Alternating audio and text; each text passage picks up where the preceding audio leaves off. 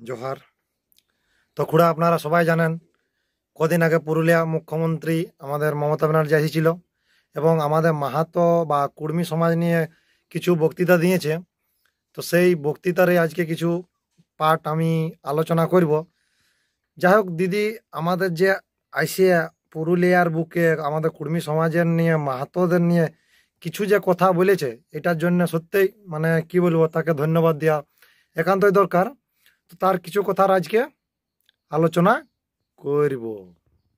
মাহাতোদের দীর্ঘদিনের একটা ডিমান্ড আছে যে তাদের ট্রাইবেল হিসেবে ডিক্লেয়ার করা হোক। এটা আমার হাতে নেই, কাজে আমাকে আপনারা দোষ দেবেন না। কিন্তু আমরা যেটা মনে করি, আমরা শুরু করেছি, আমরা কোন কোন জিওগ্রাফিক অঞ্চলে মাহাতোরা থাকেন তাদের একটা পার্সেন্টেজ, অ্যাকচুয়াল পার্সেন্টেজ যারা মাহাতো, তাদের জন্য আমরা একটা সার্ভে করছি। তো দিদি, আমি এই কথাটাই আপনার সাথে একমত যে আপনার কাছে নাই যে আপনি আমাদেরকে এসটির তকমাটা দিয়ে দেবেন।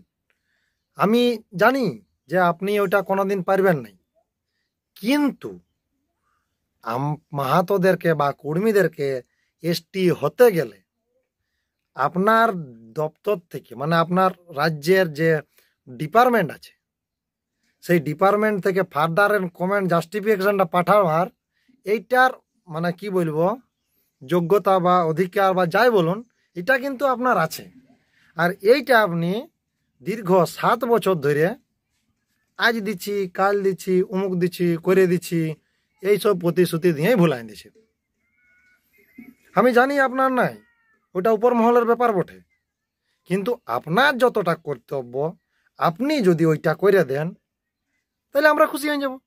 আপনাকে তার কোনোদিন বলতে লাগবো যে আপনি আমাদের করে দেন নাই। যেমন করে করম পূজার ছুটিটা করাই দিলে, ভাষা স্বীকৃতিটা করাই দিলে, ঠিক তেমন করে যদি যে ফার্দার অ্যান্ড কমেন্ট জাস্টিফিকেশনটা খুঁজেছে ওইটা যদি পাঠাই দাও, তা আমরা থোড়ি আমরা বলতে যাব যে আপনি আমাদেরকে করে দিচ্ছেন নাই, করে দিচ্ছেন নাই। আমরা কেনে বলতে যাব?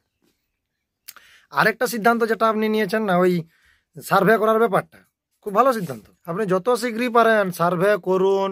সার্ভে করার পর আপনি দেখুন, দেখে শুনে জানে বুঝে তারপর আপনি ব্যবস্থা নিন। কোনো অসুবিধা নেই, কোনো অসুবিধা নেই। মাহাতো ভাই বোনেরা, আপনাদের যা প্রবলেম আমি দেখে নেবো, আপনাদের যে দাবি আমি দেখে নেবো, কিন্তু দয়া করে ভোট আসলেই আদিবাসী আর মাহাতোদের মধ্যে ঝগড়া লাগাবেন না। কারণ অনেক মাহাতো আদিবাসী আছে, আমি যেটা দেখেছি। হ্যাঁ দিদি, আমি মানছি আপনি দেখে দিবেন, কিন্তু এই দেখে দিব করে দীর্ঘ এতগুলা বছর পাইরান যাচ্ছে, কবে দেখে দিবেন? আর ভোট আসলেই মাহাতো আদিবাসীর মধ্যে ঝগড়া লাগে নাই, ভোট আসলেই ঝগড়া লাগাই দিয়া হয়।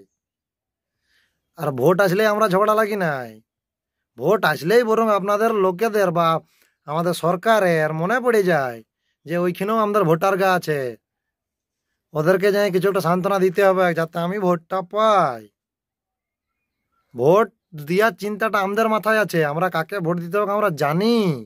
আর ভোট আমাদের ঝগড়া লাগাটার উদ্দেশ্য আমাদের একদমই নাই। কারণ আমাদের স্বাধীন ভারতবর্ষে সংবিধান ধরে আমাদের যেটা হক অধিকার, সেইটার দাবি আমরা করছি। আমরা কারোর সাথে ঝগড়া লাগিতে যাই নাই, আর কোনোদিন যাবও নাই, বুঝলেন? আমাদের ঝগড়া লাগার কোনো দরকার নাই। আমাদের হক অধিকার আমরা খুঁজছি, তাতে কেউ যদি ভুল বুঝে ঝগড়া লাগিয়ে, তো সেটা তো আমাদের কিছু করার নাই।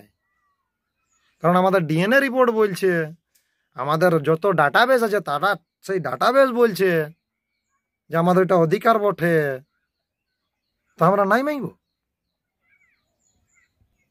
বরঞ্চ ভোট আলে শুধু উপর মহল থেকে আমাদেরকে প্রতিশ্রুতি দেওয়া হয়, আর শেষকালে কি হয়ে যায়? ঢপে শ্রুতি। সারি এবং সারনা ধর্ম আমরা কেন্দ্রীয় সরকারকে চিঠি লিখেছি, যদি তারা না করে আমরা দরকার হলে বৃহত্তর আন্দোলন গড়ে তুলব সারি এবং সারনা ধর্ম তাকে স্বীকৃতি দেওয়ার জন্য। তো দিদি, আমি জানি না যে আপনি কেন্দ্র সরকারকে চিঠি করেছেন কি করেন নাই, অতটা আমার জানা নাই। তবে আমি হলফ করে বলতে পারি, যদি আপনি নিজে কেন্দ্র সরকারের বিরুদ্ধে কোনো আন্দোলন করেন না, তো সবার আগে মানে আমাদের যে সারি এবং সারনা ধর্মের কোডের জন্য যদি আপনি কোনো আন্দোলন করেন, তো আগে সারিয়ে আমি যাব, আমি আপনার সহমত সহমত, আমি আপনার আন্দোলনে নামবো আপনার সাথে, আপনি করুন, কোনো অসুবিধা নাই, আমরা সবাই আপনার সাথে থাকবো। এবং সারনা ধর্মের কোড এবং সারি ধর্মের কোড যেমন চালু করার জন্য আপনি বলছেন যে বৃহত্তর আন্দোলন করব, সেই বৃহত্তর আন্দোলনে আমরা একসাথে সবাই আপনার সাথ দিব। কিন্তু দিদি সমস্যা হয়ে যায় একটাই ন, পাচ্ছে না ভোট পেরান গেলে ভুলে যাও, সেই প্রতিশ্রুতিটা শেষকালে ঢপে সুতি হয়ে যায়, ওইখানটাই তো টুকু ডাউট লাগে না, কি করব। শুনেই তো আজ এতগুলা বছর কাটে গেল, হয়ে যাবে, এই হবে সেই হবে, আর কুছও তো হচ্ছে না।